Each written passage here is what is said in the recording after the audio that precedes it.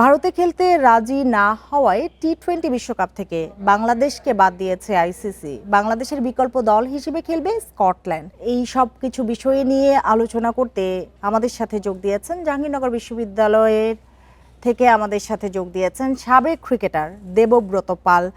জনাব দেবব্রত পাল, আপনাকে স্বাগত জানিয়ে যেটি জানতে চাই আপনার কাছে যে বাংলাদেশ আউট, স্কটল্যান্ড ইন, অতীতে কোনো বিশ্বকাপে এমন ঘটনা ঘটেছে কি বা নজির রয়েছে কি?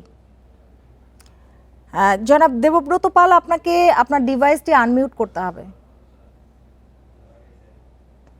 না, আপনি যদি দেখেন যে আপনার যে প্রশ্নটা ছিল এইভাবে ওয়ার্ল্ড কাপ থেকে নিজেদেরকে কেউ প্রত্যাহার করেছে কিনা, সিকিউরিটি রিজনে কিন্তু এর আগেও কিন্তু আপনার ওয়ার্ল্ড কাপ থেকে অনেকেই কিন্তু প্রত্যাহার করেছেন, আমরা কিন্তু সেটি কিন্তু লক্ষ্য করেছি। বাট বাংলাদেশের যে প্রেক্ষাপট দাঁড়িয়েছে, আপনার কারা নিজেদেরকে বিশ্বকাপ বিশ্ব মঞ্চ থেকে প্রত্যাহার করেন, আমরা দেখেছি অস্ট্রেলিয়া, ইংল্যান্ড এবং একবার সম্ভবত ওয়েস্ট ইন্ডিজও সম্ভবত প্রত্যাহার করেছিলেন যতদূর মনে পড়ে। তো আমরা এইমাত্র একটা প্রেস কনফারেন্স দেখলাম, যে প্রেস কনফারেন্সে যেভাবে উপস্থাপন করা হয়েছে তাতে নতুন কিছু কিন্তু আমরা পাইনি।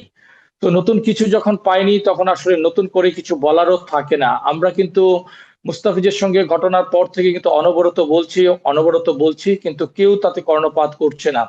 আজকে যে পরিস্থিতির সৃষ্টি হয়েছে সেটা কিন্তু আমি বিভিন্ন সময় বলেছি যে আপনি যখন সিকিউরিটি কনসার্ন নিয়ে কোনো কিছু ব্যক্ত করবেন, আপনার একটা প্রসেস অনুযায়ী কিন্তু সবকিছু যেতে হবে। আপনি দেখবেন ক্রিকেট কিংবা যে কোনো খেলায় আপনার ডিসিশন মেকিং এর ক্ষেত্রে যেরকম প্রসেস থাকে, আপনার এই ডিসিশন মেকিং এর ক্ষেত্রে এত বড় সিদ্ধান্তের ক্ষেত্রে আমরা মনে হয় না যে সঠিক পথে হেঁটেছি। আপনি দেখবেন যে বিভিন্ন সময়ে আমার কাছে মনে হয়েছে আপনি খেলোয়াড়দের মতামত জানতে চেয়েছেন একেবারে শেষ সময়ে, যখন আপনার কাছে আর 7 থেকে 8 ঘন্টা সময় রয়েছে। আপনি কিন্তু এই ঘটনার শুরুতেই কিন্তু আপনি খেলোয়াড়দের মতামত আপনি নিতে পারতেন। সরকার নির্ভরতার প্রতি আমরা দেখেছি যে ক্রিকেট বোর্ড স্বনির্ভর হিসেবে তারা সিদ্ধান্ত স্বাধীনভাবে নেয়নি। শুরু থেকেই তারা সরকারের উপর সম্পূর্ণ নির্ভর করে থেকেছেন। আপনি যদি বাংলাদেশ ক্রিকেট বোর্ডে আমরা কাদেরকে দেখতে চাই, যাদের বাংলাদেশ ক্রিকেট সম্পর্কে বিস্তর জ্ঞান রয়েছে এবং কূটনৈতিকভাবে যারা অত্যন্ত দক্ষ। সরকার কিন্তু শুধুমাত্র সিকিউরিটি সম্পর্কে আপনাকে ইনফরমেশন দিতে পারবে, কিন্তু একটি বিশ্বকাপ থেকে যখন আপনি নিজেকে সরে নিবেন এর ক্রিয়া প্রতিক্রিয়া কি হতে পারে তাই কিন্তু ক্রিকেট বোর্ডের তুলে ধরা উচিত ছিল সরকারের কাছে। আমি এক্ষেত্রে সরকার তার পলিসি নির্ধারণ করেছে, বাট বাংলাদেশ ক্রিকেট বোর্ডের অভিভাবক হিসেবে যারা আছেন তারা কোনো প্রকার ক্রিকেটের উন্নয়নে পলিসি নির্ভর করতে পেরেছেন বলে আমি ব্যক্তিগতভাবে মনে করি না। দেখুন, বাংলাদেশ ক্রিকেট বোর্ডে কিন্তু অনেক ক্রিকেটাররা রয়েছে যাদের অনেক কন্ট্রিবিউশন, তারা আজকে শুধুমাত্র একটু জানতে চাই, চেয়ারটার জন্য। স্কটল্যান্ড কোয়ালিফাই করেনি, তারা বিশ্বকাপের প্রস্তুতিও নেয়নি, এমন দলকে সুযোগ দেওয়ার কি ব্যাখ্যা দেবে আইসিসি?